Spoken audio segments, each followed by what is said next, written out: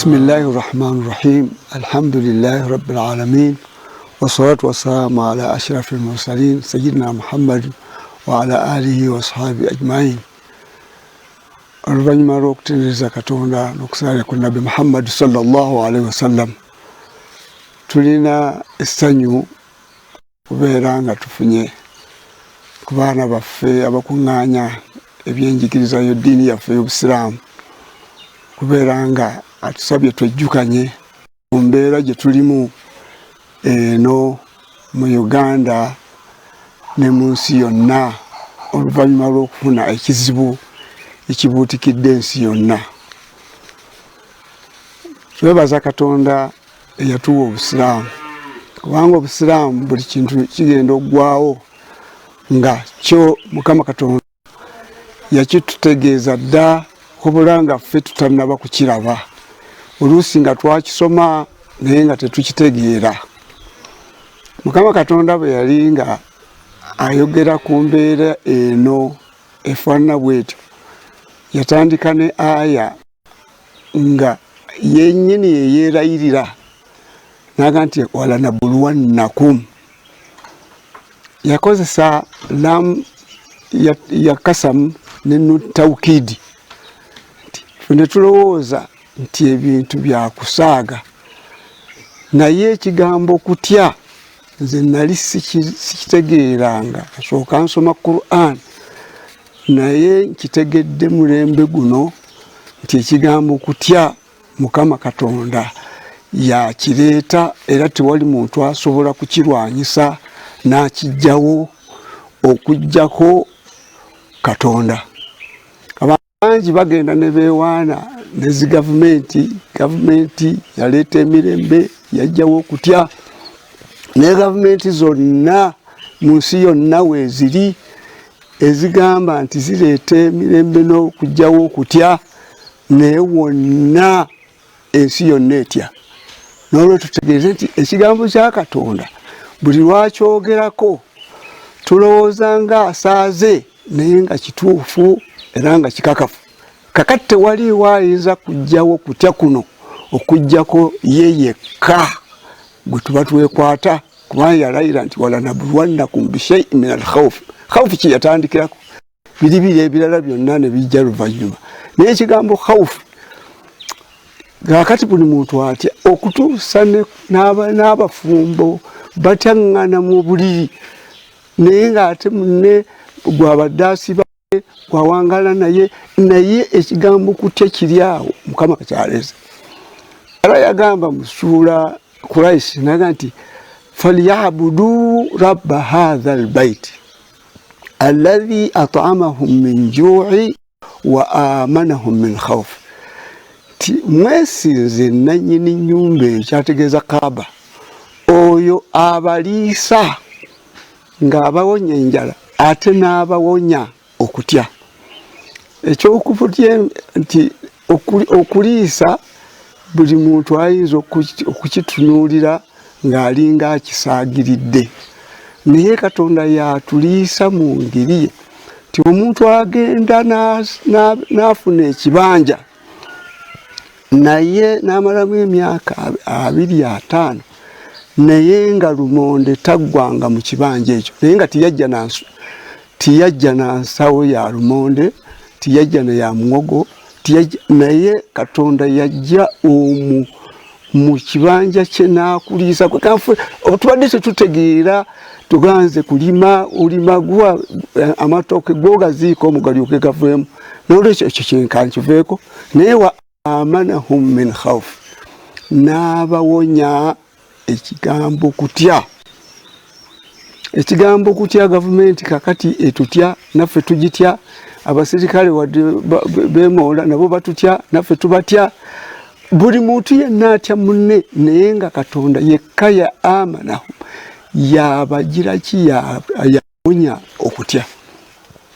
Mukama Katonda yagamba mu suura etibwa An'am nti walladhina amanu walam yalbisu imanahum bidhulm ulaika lahumul amnu wa hum muhtadun.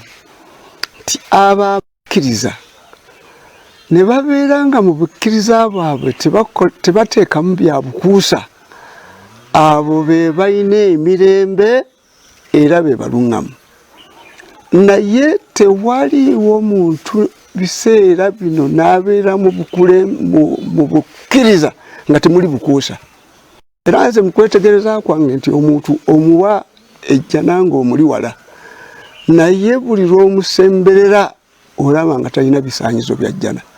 Ekigambo dhulumu, abasinga bakigamba dhulumu nti kwe kugatta Katonda n'ekintu ekirala, naye ate abalugha bakifunza ne baga nti edhulumu kwe kussa mu nkola ekintu mu kitali kyakyo, okussa ekintu mu kitali kyakyo. Bakugambye kusaala n'otusaala, bakugambye bwesigwa n'okumpanya, bulyaz'amaanyi, bakugambye kuweerera baana n'otoweerera, bagambye kukola kino n'otokikola. Ekyo bwe bulyaz'amaanyi obubunye ensi yonna. Mukama Katonda mwasinzidde okutulaga, okutujjako emirembe, n'olwekyo tukkirize Katonda olukkirizo olw'amazima nga tetutaddeemu bukuusa bwonna. Mukama Katonda ajja kutuddiza emirembe kubanga ye yagitulaganyisa naga humulimo taduna era bebaluŋŋamu. N'agamba mu aya endala nti dhahara alfasad fi lbarri walbahri bima kasabat aidi nnas liyudhikahum ba'da alladhi amilu walaallahum yarji'un. Nti obuzibu bweyolese mu nsi, naye nga Mukama Katonda abwolesezza ku lw'ebyo ebintu abantu bye bakola, alyoke Katonda abakombye ku bibi by'ebibi byabwe, balyoke babeere nga buli muntu atandika okwekeberamu, yeddemu alabe kiki kyenakolewa Katonda kyavuddemu okutubeera nga atusindikira okutya. Timuno wano kisomo lya buli muntu okwekeberamu, alabe kiki kyembadde omukendeevu eri Katonda wange, kyembeera nziramu atugiremu. Waliwo ekyafaayo ky'abantu abaggalirwa mu mpuku ku mirembe egyayita, naye buli muntu yajjayo omulimu gwe yakola ewa Katonda we, buli omu n'agenda nga ajjayo kinnakimu, Mukama Katonda n'abajjirayo ekizibu ekyo. N'olwekyo buli muntu yenna anoonye omulimu gwe yakola nga akola kwa Katonda we, nga tataddemu kwa kusasulwa, tataddemu bandabe, wabula nga Katonda yekka yagukebera, agwanjule, agusabireko Katonda waffe, ekizibu kino kijja kuvaawo. Mukama Katonda era yagamba mu aya endala nti wama aswabakum min musiba fabima kasabat aidikum wayafu an kathir. Tewaliwo kyemufuna kyonna mu bizibu bino eby'oku nsi byonna wabula biva mu bubi bwa mirimu gyammwe, naye bingi ate byasonyiwa n'atabisasula. N'olwekyo buli muntu yenna tunuulira buli family, buli kyalo, buli district, buli ddiini, buli ddiini zonna tugamba tulina eddiini, naye eddiini ziri ku lulimi. Ekyokulabirako kuffe abamanyi bangi mu ddiini yaffe, nga obumanyi bwaffe tetubussa mu nkola. Buli bwe tussizza mu nkola tubeera tussa mu nkola, tubeere nga tufunamu bya mugaso bya nsi eno. N'olwekyo waliwo hadisi emu yagamba nti mbatiisa okusinga bwe mbatiisa Dajjali. Waliwo kyembatiisa okusinga bwe mbatiisa Dajjali, kuba Dajjali agenda kubeera wa muzibu nnyo, kikemo ky'amaanyi, naye mbatiisa ekyo ekisinga Dajjali. Ne bamubuuza kintu ki? Ti al-ulama usu, abawalimu ababeera nga bakola mmere ya leero, nga buli kyonna kyaleeta ayagala asasulwemu kino, so si kubeera ng'atuukiza tteeka lya Katonda, so si kubeera ng'ayagala Katonda yamusasula, wabula abantu bamuwadde ki? Nze nga bwe ndi mukulembeze w'abaseeka w'abantu, olabanga buli imaamu yenna batono nnyo atabeera nti akola nze nfunirawa. Kaakati gwe nfunirawa oyime otya ku kituuti kya Allah osabe Katonda abeere ng'akwanukula ng'ate ekigendererwa kyo kyakufuna kyansi kino. Waliwo imaamu omu yali nga ayogera ku kigambo kyo imaamu asaala ng'ayagala bamusasulirewo, n'agamba nti omuntu oyo ayinza kutukulembera atya ye ng'ali ku musaala ate nga ffe tuli ku ibaada. Emirimu gyawukanye, ye ayagala musaala ate ffe tuli ku ibaada, ate nga yagenda okutwanjula eri Katonda waffe, so nga ayagala musaala era ajja kwekalakasa baana abatafunye eki musaala. N'olwekyo nti ffenna okuva kuba walimu kuba masheekhe kulimu abalina emitendera gyonna gye balina obuvunaanyizibwa mu nsi muno bagende nga beekeberamu okulaba nti ddala kino kyenkola Allah kyayagala era kyenkola sinoonyaamu byansi. Kubanga bannabbi bonna buli yenna nnabbi eyajjanga mu Shu'ara'u mu Afi mu aya nnyingi nnyo bannabbi bagamba nti inni la as'alukum ajra in ajriya illa Allah. Nze sibasaba mpeera bannange, wabula empeera yange nze ngisuubira wa Katonda. Naye abantu bangi nnyo nibaba kubuulira ayagala buulire bamufuwe olunaku alumale. N'olwekyo tuddemu Allah gwe tuba tukulembeza okugjawo ekintu kino kyangu nnyo gyali singa tumutegeera nti waali era ku kintu kyonna muyinza. N'abatukulembera mu gavumenti bategeere nti ensi yonna eri mu nsi ya Katonda, eri mu buyinza bwa Katonda. Bangi oli bwakola n'ayagala yeeyite Katonda, naye Katonda yeesigaliza obuyinza, akola kyayagala, ate ayinza okuggyawo obuzibu mu bwangu kubanga buli kintu byagamba kun fayakun. N'olwekyo baimaamu nkomera omulanga bamaamu bamasheekhe mu mulimu gwaffe kubeera nga tukole ikhilaasi, kubanga daawa eyagalamu ekigambo ikhilaasi wama umiru illa liyabudu llaha mukhlisina lahu ddin hunafaa waqimu ssalata wa dhalika dinul qayyim. Ikhilaasi mu daawa kikulu nnyo. Al amaana weesigwa mu daawa kikulu nnyo. Amazima mu daawa kikulu nnyo. Mtume sallallahu alayhi wa sallam yaqulu alaykum as-sidq fa inna as-sidqa yahdi ila al-birr. Mwekwate ku mazima, amazima bw'okwatako gakutuusa ku kibi, bw'obeera obukozi bwe bukutuusa eri ejjana. Wala yazaalu ar-rajulu yasduqu wa yataharra hatta yuktabu inda Allahi siddiqa. Omutavaawo ng'akola ku mazima era nga kyekifuuse ekyambalo kye tusaba awandiika eri Katonda waffe nti mwekola mazima. Ekyo Katonda ayanufu era atunula abantu abeesigwa, abantu abaagala b'amazima. Nabbi sallallahu yagamba nti al iman wal haya kulinama, obukkiriza n'ensonyi tewaliyo ayina ddiini lwoba ogyogera n'osoma n'oki ng'obwesigwa tebuli mu bantu, tebukuliimu. N'obukumpanya buleeta obwavu, buli obwavu bwonna nayekola bombi ne baavugana naye nga bavudde ku kyabukizi nga mawo. Nabi sallallahu alaihi wasallam ti olunaku lw'enkomerero tebujja kubeera nga butuuka ku nsi kuno okujjako ng'ebintu bino bina bimaze okweyoleka.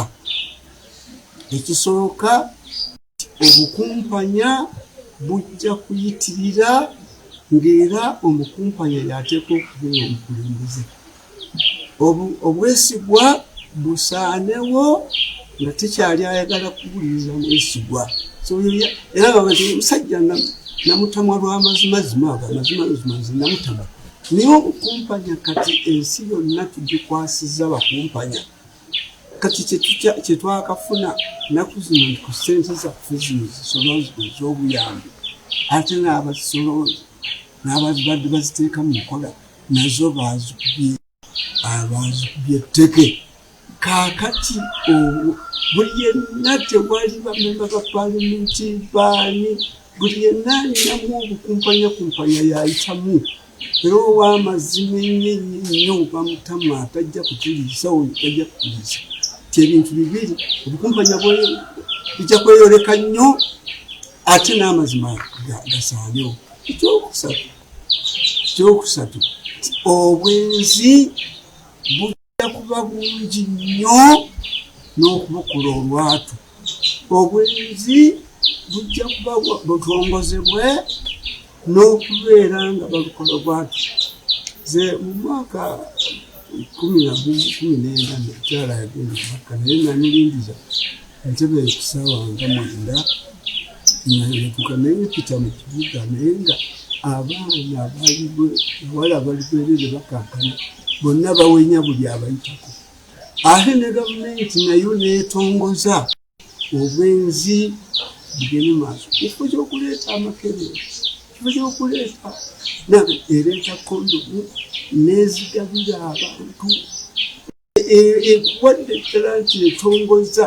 Kati eyo kabonero ka lunaku lw'enkomerero yali badde egamba kugambi saagala kwenzi linaasumatuka busumatusi nagati kubanga tusobodde kwekuuma kati kale genda kigenda buliiyo. N'ekyokutaano n'ekyokuna nti n'ab'eŋŋanda bajja kutabuka nnyo bika bitono nnyo abooluganda batono nnyo bwe baddinganwako ne babeera nga bakyategeera. Ekyo kitegeeza ki? Kitegeeza kabonero ka lunaku lw'enkomerero nti nabiyuna Muhammad sallallahu alaihi wasallam n'ekyengera ekyokubeera nga yajjawo okuzikiriza ensi omulundi obumu nga tukoze ebyonoono. So nga emirembe egyasooka buli olwakolanga ekyonoono ekimu bibiri ng'ensi eyo esaanawo. Naye kaakati Mungu yajjawo ekyo naye leero okujjawo kuzikirira lumu naye okujjawo ebibonerezo bya Katonda Ngodde Mataba Musisi byo byasigalawo. N'olwekyo bino osenyiga ono ow'ekyayina aleese Mukama Katonda amuleese ku bumu ku bubonero byeyaleetanga okuzikiza. Twalibadde ensi eno agizinzeeko lumu naye n'aleeta ekigambo kitegeere nti muli basobya nnyo nnyo nnyo. Musa Firaawo yamuzikiriza n'amataba munya na nnyanja Nuuho mataba naye ebyakolebwa Nuuho abantu ba Nuuho tetubikola, ebyakolebwa abantu ba Musa tetubikola. Adi yali mu mpewulisisi Abasamuda Baswale bwe batyo bonna buli muntu alina naye obwo obusungu Katonda bwe yayimangako azikiriza ensi bwaggwaawo takyabulina. Tetubeera nga tweyisanga bwe twagala nti Katonda obusungu obwo bwazikirizanga ensi neesaanawo bwakoma akyabulina naye agenda kijjako kitono kitono kitono. ebibiina ebyo byasooka nga Zambia limu lisaanyaawo Luutu ensi yonna Mukama Katonda yakisitula n'agifuula n'agitereka wansi onna n'agitereka bulungi onna n'agifuula abaana abazikiriza naye lwakubeera abisiyaga naye Amerika yabitongoza noona abantu ne babagatta buteevu ku nsi oli ne bakumba nti bava kuboowagana naye nga musajja n'omusajja maama Katonda obusungu obwo bwe yavaako azikiriza abantu ba Luutu bote buliwo bwabeera nga Amerika yennyini agikubyako akaswanyi fenna agenda kutuba akaswanyi ng'ekigero ky'ebyonoono byaffe n'olwekyo ebigambo byange nenjogedde era byenjogera nti byonna bidda ku kigambo tutegeere ti Katonda waali tutegeere ti bw'aba ayagadde ekintu agamba buga nti kun fayakun tutegeere nti musungwavu ku kintu ekimusungwaza musanyufu ku kintu ekimusanyusa tukole ebintu ebisanyusa Katonda ajja kutuga abaana bajeemedde nnyo abazadde baabwe naye na Nabi Muhammad sallallahu alaihi wasallam nti riba waafu riba lwalidayi nti okusiima kwa Katonda kuli mu kusiima kw'abazadde wasaktullahi wasaktullwalidayi n'obusungu bwa Katonda kusinziira kusungu kw'abazadde naye bameka abayisizza obubi abazadde Katonda bw'aba asungwadde tumunenya tuddeyo tuyise bulungi abazadde baffe ojja kulanga tubyasize Nabi Muhammad sallallahu alaihi wasallam nti ekigambo ky'okuyisa obubi abazadde era nti buli kyonoono kyonna Mukama Katonda akirindiriza n'abeera nga ajja kusasula ku lunaku lwa nkomerero okuggyako ekyokunyooma abakadde ababiri kyo Katonda akikusasulirawo kuno ku nsi ayinza okubeera nga kino ekirwadde kizirwa kujooga bazadde babiri kiyinza okubeera ekirwadde kizirwa kujooga Katonda ekirwadde kizirwa kukyawagana wakati waffe ffenna waliwo hadisi abasinga mugimanyi nti emirimu gyandiwa egyabakkiriza ku lunaku lwokuna olw'ebbalaza Mukama Katonda n'asonyiwa buli bantu abali bakoze obulungi n'abasasula ejjana okuggyako naga nti okuggyako abantu babiri nga wakati waabwe balina embiranye agamba bamalayika abaleese emirimu kyaa egizeeyo hatta yastaliha okutuusa lwe banassa ekimu naye bameka tuli awa abasizo kimu Katonda ayanukule edduwa zaffe oba eswala zaffe ffeffekka abasira n'ensi yonna tukemeddwa n'ebintu bisatu tunyoomagana tutyaŋŋana tuwalaggana kati awo Katonda abatyaŋŋana abawalaggana abanyoomagana ayanukulaani kwabo bonna n'olwekyo ebyo ebintu bye tukoze tebiyinza kutuwa mirembe ne tutafuna kino kirwadde ne tutafuna bino bizibu byonna waliwo kanusuusi kayimba kaga nti innama al umam bil akhlaqi ma bakiyat fa in dhahabat akhlaquhum dhahabu nti eggwanga lyonna obuwangazi bwalyo buyimiridde kubeera nga lirina empisa ebwe liggwamu empisa eggwanga eryo lisaanawo naye abaana abalina emyaka 3 abazadde tukoze kibiri nnyo nkubalira tuboonoonye olaba abaana nga bakuba buliisya amayinja ffenna abalina emyaka 5 tuwulira buwulizi ddoboozi ne weggalira n'akadirisa n'okaggala naye bano bo babeera nga balinda basirikale babakuba amayinja naye kivudde mu ntendeka abazadde muddeeyo mu kutendeka abaana bammwe muleme kubalekera gavumenti ffenna tulina abaana kuga nti abaana b'omulembe guno boonoonefu naye ffenna tulina baana naye bonna bonna abafu boonoonefu naye nze ndi musomesa abazadde bakoze kinene nnyo mu kwonoona abaana baabwe baboonoonye mu ngeri bbiri ensooka babaagadde nnyo ne babayisaawo ekyokubiri babawalanye nnyo nti bw'akyawa nnyina ati n'omwana n'amugira n'amukyawa kakati bano abaagadde nnyo buli babagambako nga bakuza oba omukyayi omwana mutandike okumukwatako ng'akyali muto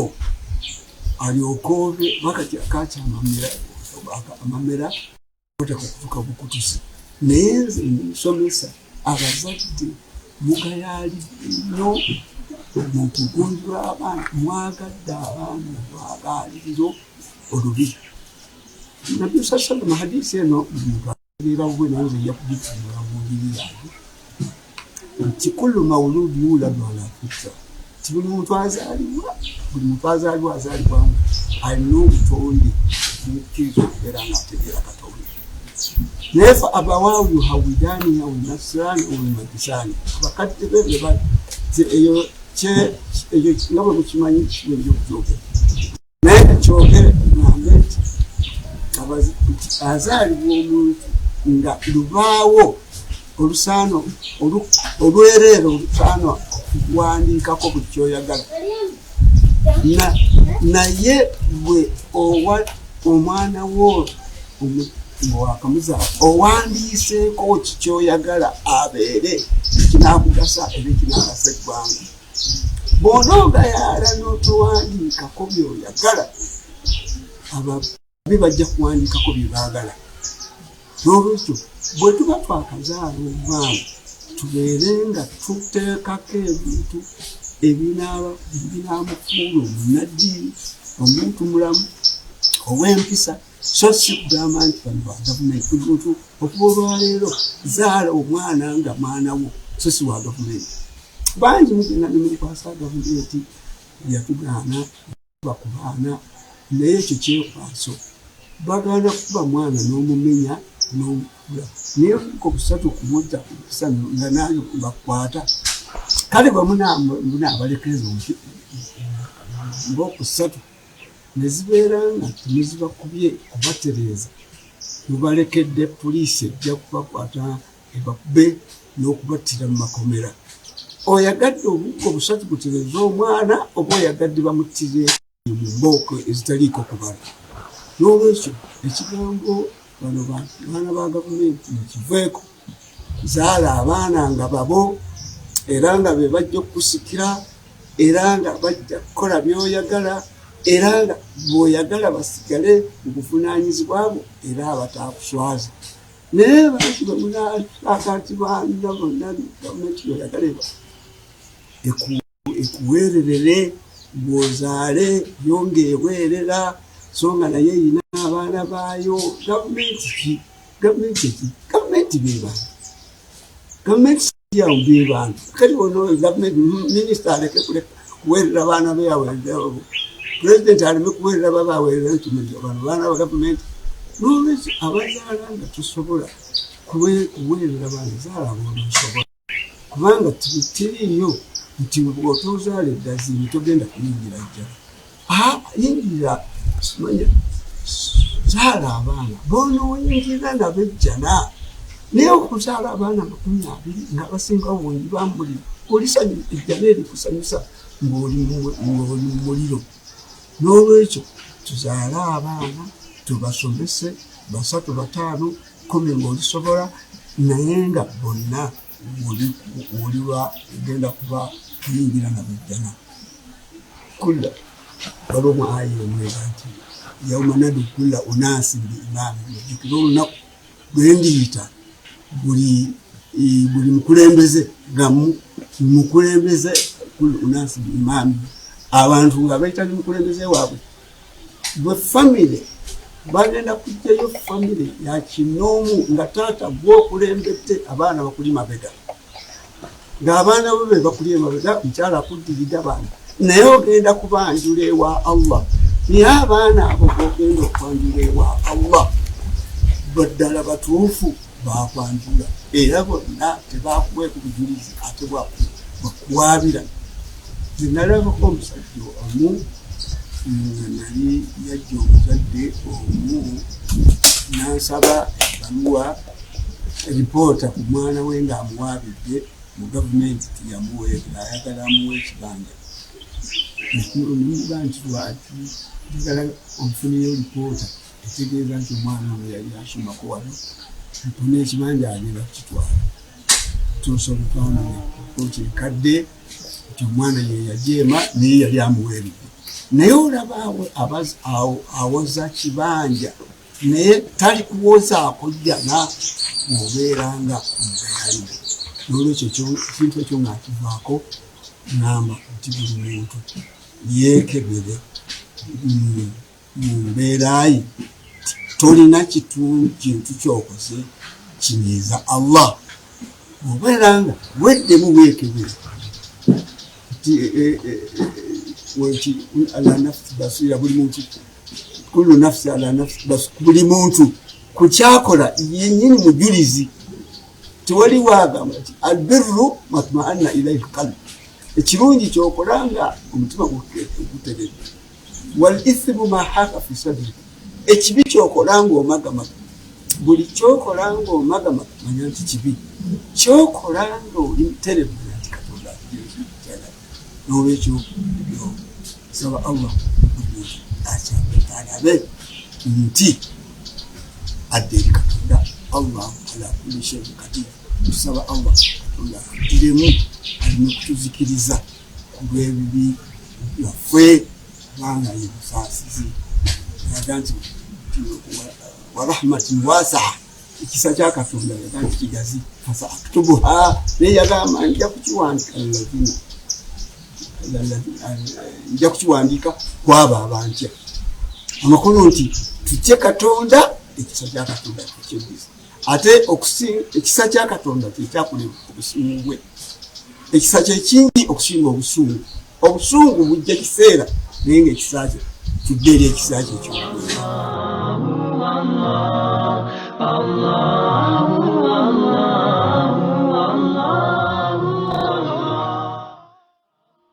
Allahu Allahu Allahu Allah Allah